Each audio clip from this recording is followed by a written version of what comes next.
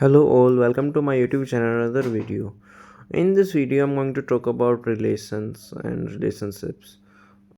आप सभी को मेरा प्रणाम। आशा करता हूँ कि आप सभी खुश, स्वस्थ और महफूज होंगे। आइए इस वीडियो को शुरू करते हैं। So let's begin. So I prepared a presentation for this. So let's get started.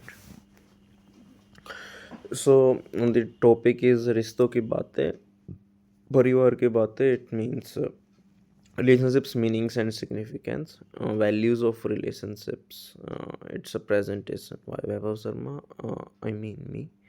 So let's get started.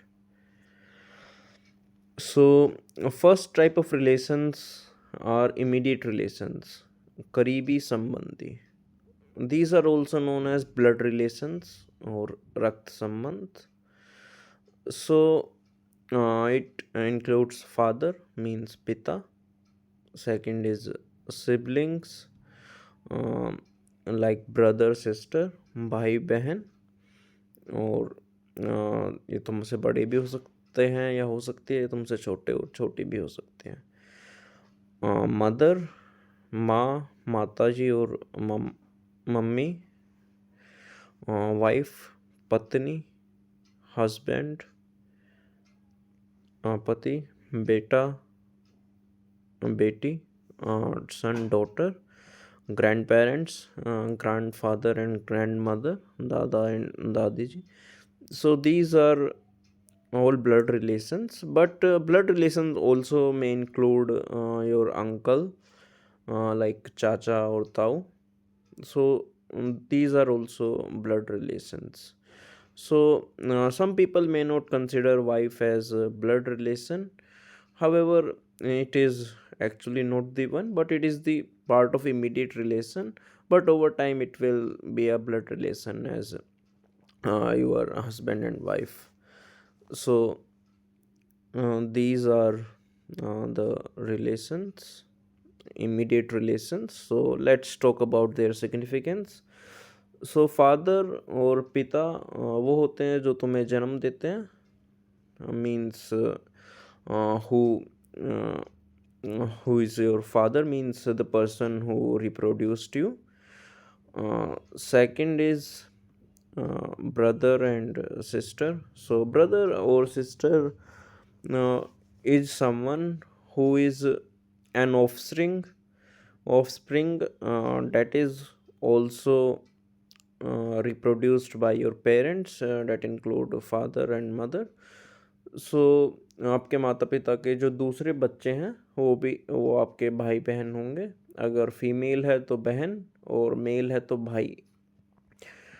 Mother is the female who reproduced you. So mother is a broader sense, so we are not talking about surrogacy and other things. So mother means माँ जिन्होंने आपको जन्म दिया, जिन्होंने आपको पेट में रखा. और इसके अंदर we are not talking about other kind of motherhoods. So we are simply calling it as mother और माँ और माता जी और मम्मी.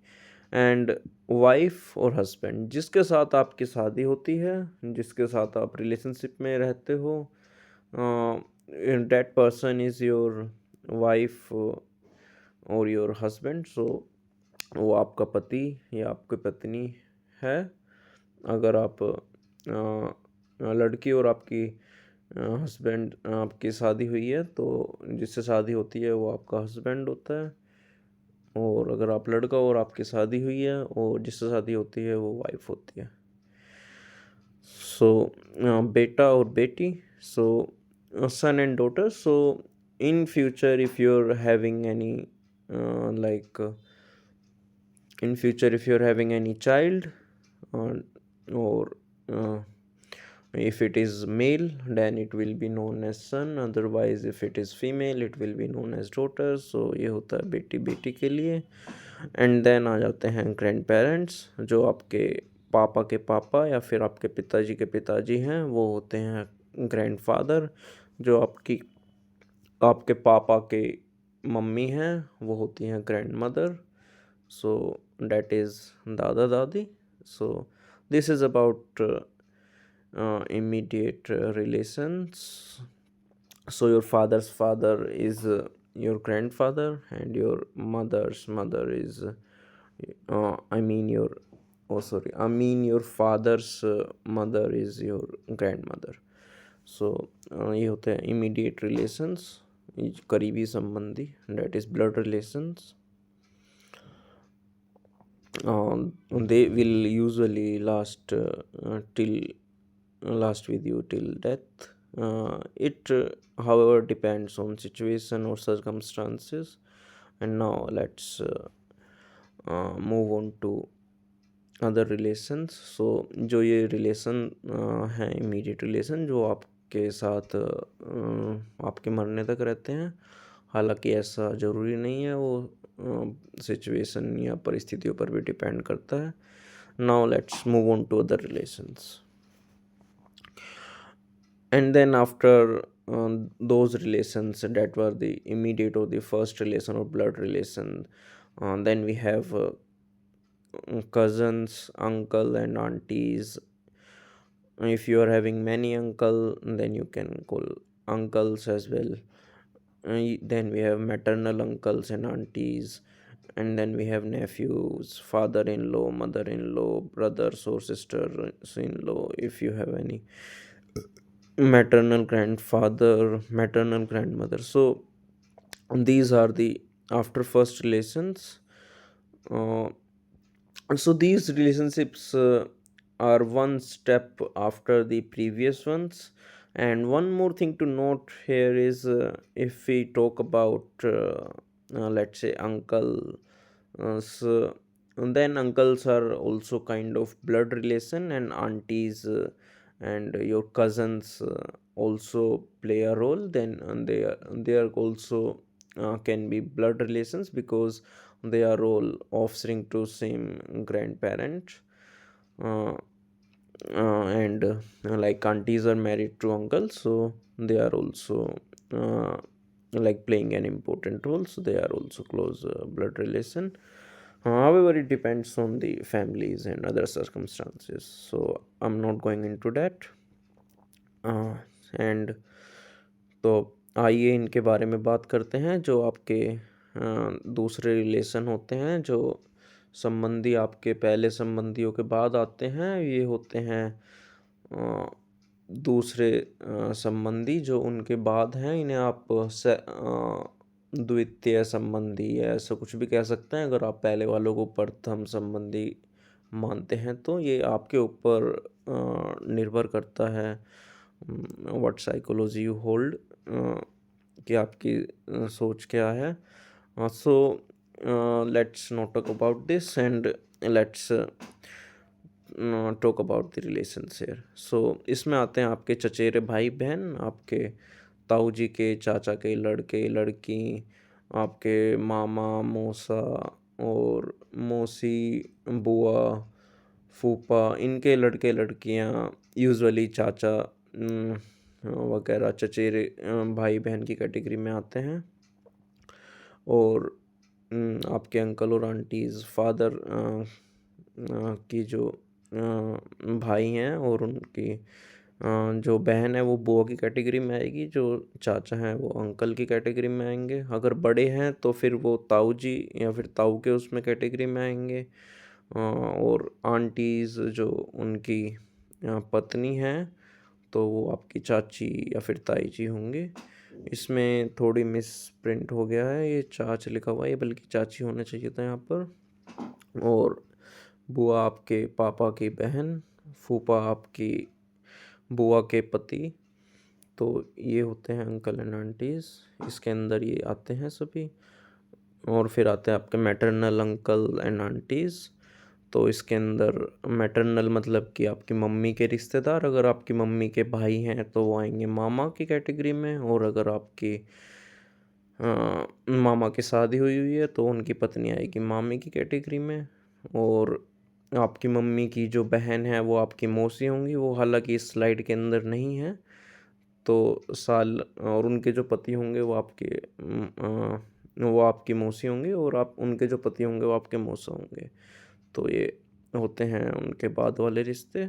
और फिर इसके बाद आते हैं दूसरे रिश्ते, भतीजा भतीजी, जो आपके भाई के लड़के लड़कियां हैं, वो आएंगे इस कैटेगरी में। तो मैं इनको भी एक्चुअली लिख देता हूँ। तो your let's say your mother's sisters, तो वो होंगे आपकी मौसी और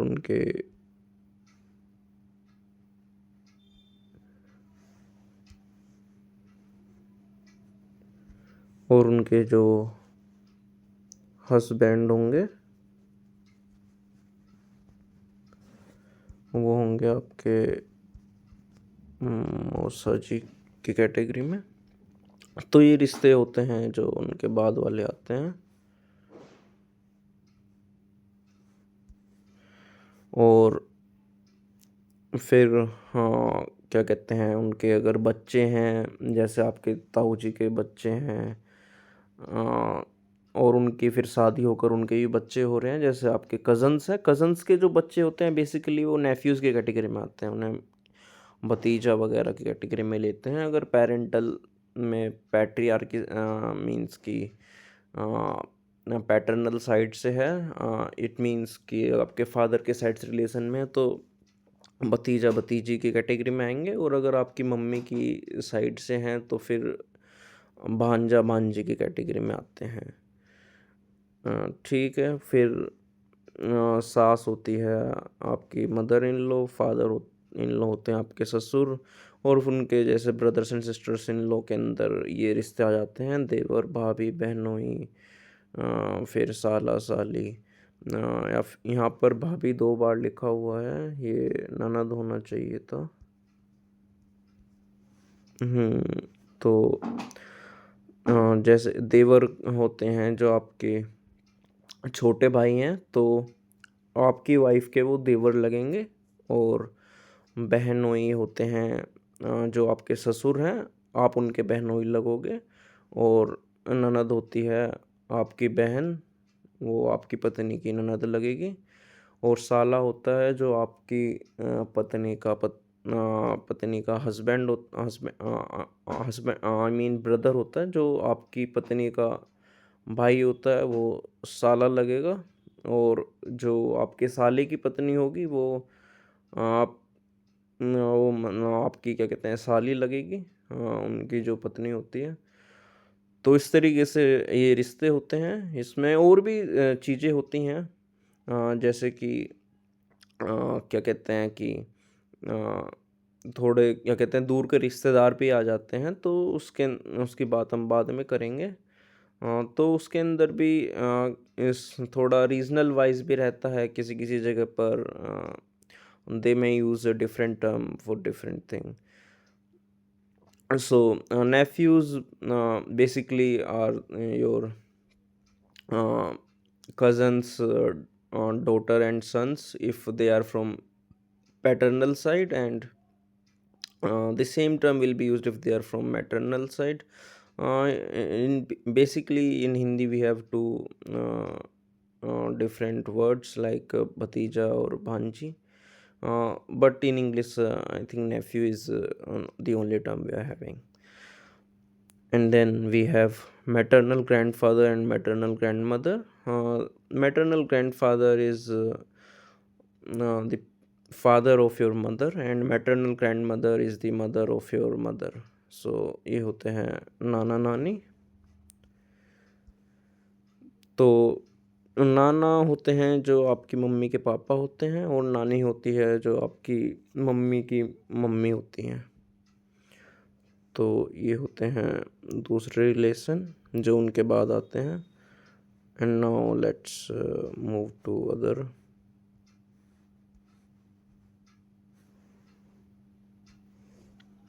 other slide.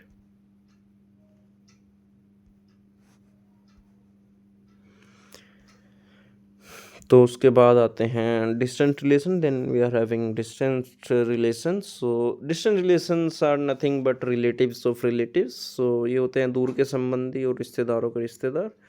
So these are cousins of uncles, you can also call them uncles. जो चाचा के भी कोई कज़न वगैरह हैं तो आप उन्हें भी अंकल ही कहोगे, और चाचा या चाची या ताऊ ताई ही कहोगे। ज़्यादातर केसेस में ऐसा ही होता है, और सेम होता है मैटरनल अंकल वगैरह के साइड में, जैसे आपके मामा जी हैं और वहाँ पे भी उनके कोई क्या कहते हैं कि कज़न वगैरह, तो आप भी उन्हें मामा ही कहोगे। ऐसा यूजुअली होता है, however it depend on the area and scenarios. तो इसी तरीके से और दूर के रिश्तेदार में और भी आ जाते हैं, जैसे आपके फूफा के फिर कोई रिश्तेदारी में हैं तो वो भी मतलब कि आप उन्हें भी फूफा ही कहोगे। ऐसे उनके कोई भाई हैं, you will also call call your sister's husband the same way you are calling uh, her sister's husband's brother or cousin, the same way you are addressing your uh, sister's I mean your father sister's husband. So you will call them both fupa. This is usually the thing. Same for the maternal uncles and other relatives. Cousin of your uncle is also your uncle. So similarly, maternal uncle's cousin is also your maternal uncle. So it is like it is the usual way. However, things can be different depending on the bonding and uh, other aspects like the area and other things and preferences. So uh, this is about distance relations। और फिर उसके बाद में आपके friends वगैरह आ जाते हैं। However friends is a different category. So they can even be more close, as you can like communicate more with them, and they can be lesser close to your relatives, depending on the situation and scenario. But however, uh, and usually your blood relations are having more preference than your other relations. uh, and friends, as I told earlier, they played an more than one role. They can be put in more than one category, so you cannot put them in a single category. So it is like friends are kind of situational things. So friendships can sometimes be more stronger than other distant relations. However, it's not usually the case that it is stronger than blood relation, but yeah, in some scenarios it can be the case as well. So friendships can be put in more than one category, and to be honest, all your relatives are your friends as well. So they are like your friends. You can if I were to draw a Venn diagram like this, so these are your friends, and if you were to put relatives, then like this. So relatives can be your friend as well. Now let me put it the other way. Yes, it is fine. So all your relatives are your friends, and friends can be like it depends on the scenarios, and the Venn diagram can be this way as well.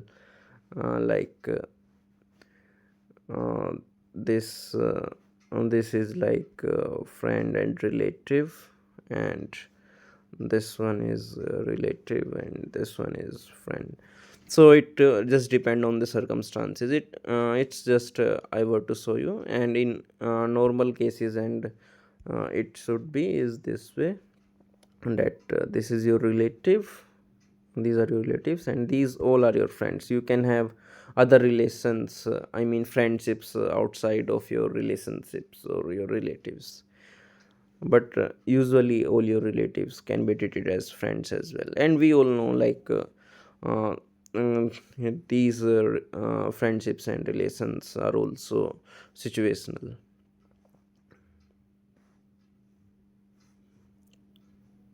So this was about friends and relations.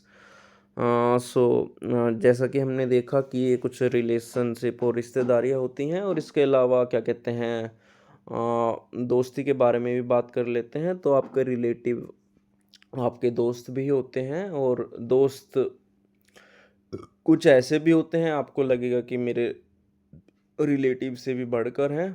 तो कुछ ऐसी भी जो है scenarios होते हैं, ऐसी भी परिस्थितियाँ होती हैं।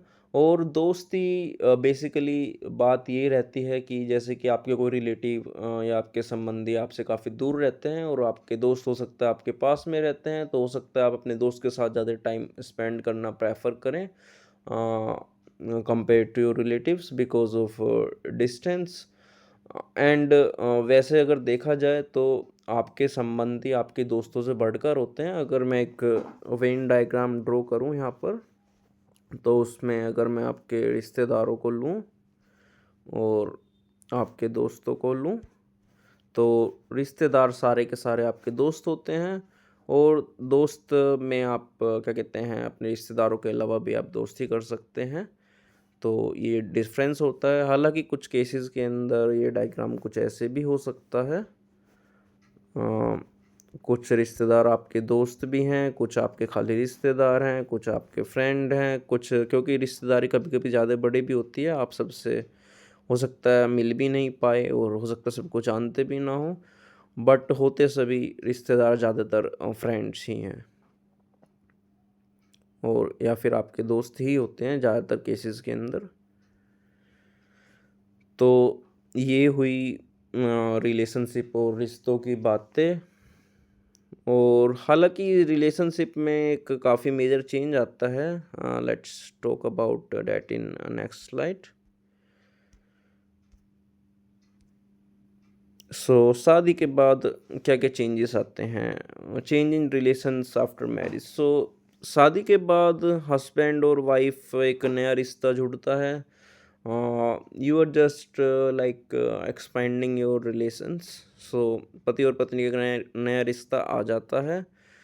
तो पत्नी के साथ और भी रिश्ते आते हैं, जैसे कि आपके इन लॉज के रिलेशन आते हैं। सो इन लॉज के अंदर आते हैं आपके ससुर सास साला साली सलज सालज और दूसरे जो उनके सगे संबंधी हैं उनके रिश्ते आ जाते हैं।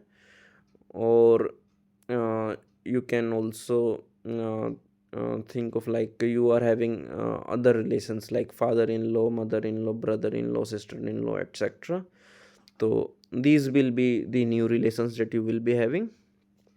And after marriage the groom will call other relations as called by wife. So शादी के बाद जो दूल्हा होता है वो वाइफ के रिश्ते को उसी तरीके से कॉल करता है जैसे वाइफ करती है। जैसे कि वाइफ के फूफा जी हैं तो आप उन्हें भी फूफा जी कहोगे, वाइफ के क्या कहते हैं कि मौसा लगते हैं तो आप उन्हें भी मौसा जी कहोगे। Same goes for wife. So अगर आपके मौसा जी हैं तो वाइफ भी उन्हें मौसा जी कहेंगी, और जो क्या कहते हैं कि उनके मौसा जी हैं आप भी उन्हें मौसा जी कहोगे। तो जो रिश्ता मेन चेंज होता है वो होता है क्या कहते हैं, जो आपके साले हैं वो आपके पापा को मौसा जी कहते हैं और मम्मी को मौसी जी। However that also depends on the region. So like in some regions they may use different words to address. uh, so the usual thing is that you will call her maternal uncle as your maternal uncle, her maternal aunt as your maternal aunt, like her father as your father, her mother as your mother. You can use different terminologies in Hindi like saas, sasur, and the similar things can happen. So it's is usually the case. And जो क्या कहते हैं शादी हो जाती है, and then उसके बाद क्या कहते हैं वाइफ का जो है थोड़ा ज़्यादा जो है लाइबिलिटी अपने क्या कहते हैं ससुराल या फिर अपने हस्बैंड वाले उनके लिए थोड़ी ज़्यादा हो जाती है शादी के बाद। So that can be like a major change for any lady who is becoming a wife। so जो शादी के बाद लड़की क्या कहते हैं कि अपने क्या कहते हैं पति के और उसके परिवार के बारे में क्या कहते हैं उसे ज़्यादा जो है थोड़ा उसके लिए नई बात रहती है, और वो एक मेजर चेंज भी हो सकता है। और उसमें क्या कहते हैं everyone has to cooperate in that। so that's the key of successful relations। so तो जैसे कि शादी हुई और फिर जो है पत्नी पर क्या कहते हैं कि थोड़ा अपने पति और उसके रिश्तेदारों के नए रिश्ते जुड़ गए। सेम गोज़ फॉर हस्बैंड और ग्रूम और पति एज़ वेल। तो पति के लिए भी थोड़े नए रिश्ते जुड़ जाते हैं, तो उसकी भी लायबिलिटी बनती है, जितना मतलब कि वो भी थोड़ा मतलब कि अपनी तरफ से भी देखे कुछ चीज़ें हो सकती हैं, या फिर अपनी तरफ से जैसे कि और भी चीज़ें हैं कि उन्हें भी कंसिडर करना पड़ता है उसे कि ये चीज़ हो सकता है कि किसी के लिए अच्छी ना हो, या कोई चीज़ किसी के लिए अच्छी हो। तो ये वाली चीज़ें भी क्या कहते हैं थोड़ी कंसिडर करनी पड़ सकती हैं, क्योंकि रिश्ता हमेशा क्या कहते हैं कि ज़रूरी नहीं है कि क्या कहते हैं सेम कल्चर से ही हो, क्योंकि थोड़ा थोड़ा कल्चरल गैप आ ही जाता है हर रीज़न में। सो that is about the change in relations after marriage। But yes, in this case I would say wife has to do the major change, because she's making a total kind of shift। She's living with new people, usually the case, not talking about ghar jamai or something like that। So uh, she's taking a total kind of a move, total shift, and her preference, who were her parents, was that. So she also need to consider many things and change many things. So that is a major change in case of wife. Husband also does change, but it depends on the scenario। so it is usually not a major change for husband। तो जो शादी के बाद changes आते हैं रिश्तों में, वो सबसे ज़्यादा जिस पे फ़र्क पड़ता है वो होती है पत्नी, क्योंकि पत्नी एक तरीके से नई लोगों के साथ रह रही होती है, और जो पहले लोग हैं उनसे जो है थोड़ा मतलब कि दूर हो जाती है। तो सबसे ज़्यादा जो है फ़र्क पत्नी को पड़ता है। और पति को भी किसी किसी केस के अंदर क्या कहते हैं काफ़ी फ़र्क पड़ता है। वो डिपेंड करता है कि क्या कहते हैं कि शादी किस तरीके की है, घर जमाई है या फिर दूसरे तरीके की चीज़ है। तो उस केस में तो पति को बल्कि ज़्यादा फ़र्क पड़ता है। और वैसे पति को जो है उसके लिए भी नए रिश्ते होते हैं, बट पति के लिए जो है इतने चेंजेस रिश्तों में फिर भी नहीं आते हैं, क्योंकि वो फिर भी उन्हीं लोगों के साथ रह रहा होता है। यूजुअली ज़्यादातर पत्नी को ही समझ रहा होता है, और दूसरी चीज़ें जो है अपने चीज़ों के अकॉर्डिंग चल रहा होता है। पति के ऊपर दूसरी चीज़ों का ज़्यादा रहता है। रिश्तों के मामले में पत्नी पर जो है ज़्यादा चेंज आता है। सो इसमें पत्नी को ही मैं कहूँगा पत्नी पर ही सबसे बड़ी जिम्मेदारी, और या फिर कहें आपकी सबसे ज़्यादा भार जो रिश्तों का होता है शादी के बाद, वो पत्नी को ही सबसे ज़्यादा झेलना पड़ता है एक तरह से। क्योंकि उसके लिए सबसे ज़्यादा चेंजेस आते हैं। वो सभी नए लोगों के साथ और नए परिवार के साथ रह रही होती है, जिन्हें उसने कभी पहले देखा भी नहीं। So I think that's it for this video. So इस वीडियो के लिए सिर्फ इतना ही। प्रणाम आप सबको, धन्यवाद. So thanks all for watching this video.